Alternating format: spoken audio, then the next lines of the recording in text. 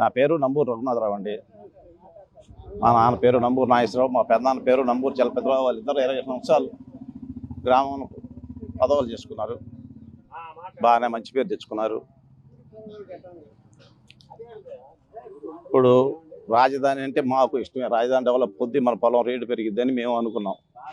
కానీ 5 కోట్లు పోయి ఇప్పుడు 2 కోట్లు 1.80 ఆ రేట్లు వచ్చేలకే మాకు ఎంతో అనుమానం వచ్చేసింది.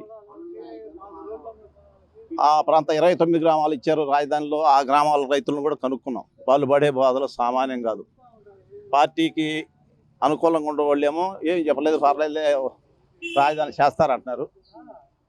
ఏమి అటు ఇటు కాని వాళ్ళు కూలికి పోవాల్సి వచ్చింది. 2 ఎకరాల రైతులు కూలింగ్కి ఇస్తే ఖచ్చితంగా కూలికి పోవాల్సి వచ్చింది.